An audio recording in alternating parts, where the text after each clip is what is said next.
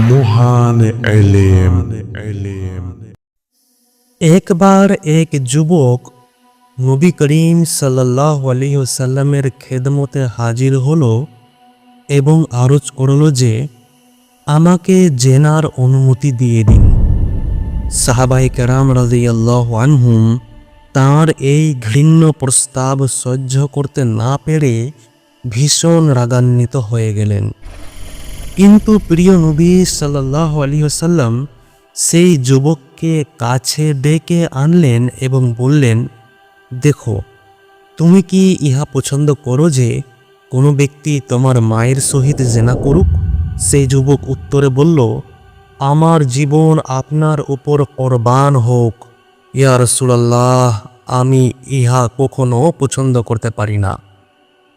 হুজুর সাল্লাল্লাহু আলাইহি ওয়াসাল্লাম সেই যুবককে বললেন, অনুরূপভাবে কোনো ব্যক্তি ইহা পছন্দ করে না যে কেহ তার মায়ের সহিত জেনা করুক। হুজুর সাল্লাল্লাহু আলাইহি ওয়াসাল্লাম পুনরায় সেই যুবককে বললেন, তুমি কি পছন্দ করো যে কেউ তোমার মেয়ের সহিত জেনা করুক?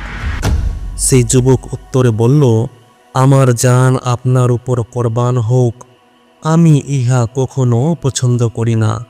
হুজুর সাল্লাল্লাহু আলাইহি ওয়াসাল্লাম বললেন, ঠিক এইভাবেই অন্য কোনো লোকও পছন্দ করে না যে তার মেয়েদের সাথে জেনা করা হোক। এইভাবে বোন, খালা, ফুফুর বিষয়ও উল্লেখ করে হুজুর সাল্লাল্লাহু আলাইহি ওয়াসাল্লাম সেই যুবকের বুকের উপর হাত রেখে দোয়া করলেন, ইয়া আল্লাহ, তার অন্তরকে পবিত্র করে দিন, তার গুনাহ মাফ করে দিন এবং তার লজ্জাস্থানকে গুনাহ থেকে হেফাজত করুন। এই হাদিসের বর্ণনাকারী বলেন যে এই ঘটনার পর থেকে জেনার চাইতে ঘৃণিত কাজ আমার নিকট আর কিছুই ছিল না।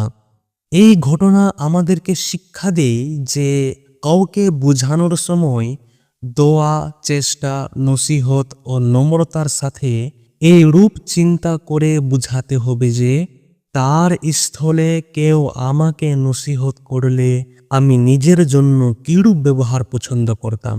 নিশ্চয়ই নম্রতা, ভদ্রতা, কোমলতা আমরা আশা করতাম। ঠিক সেরকম কাউকে বোঝানোর সময় বা নসিহত করার সময় নম্রতা, ভদ্রতা অবলম্বন করতে হবে। একবার খলিফা মামুনুর রশিদকে কোনো ব্যক্তি কঠোর ভাষায় নসিহত করছিলেন।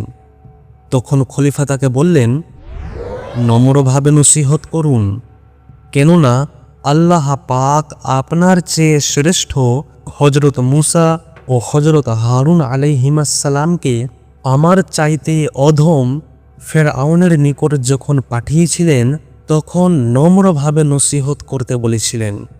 এই প্রসঙ্গে আল্লাহ তাআলা পবিত্র কোরআনে বলেন, সূরা তাহা আয়াত নম্বর 44, উলা লাহু কাওলান লাইয়িনা, অর্থাৎ তোমরা তাকে নম্রভাবে উপদেশ দিবে।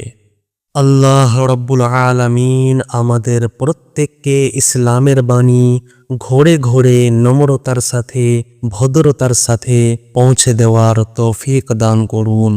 আমিন ইয়া রাব্বাল আলামিন। ইসলামের বাণী শেয়ার করে ছড়িয়ে দিন ঘরে ঘরে। লাইক করুন, কমেন্টস করুন এবং চ্যানেলকে সাবস্ক্রাইব করে পাশে থাকুন।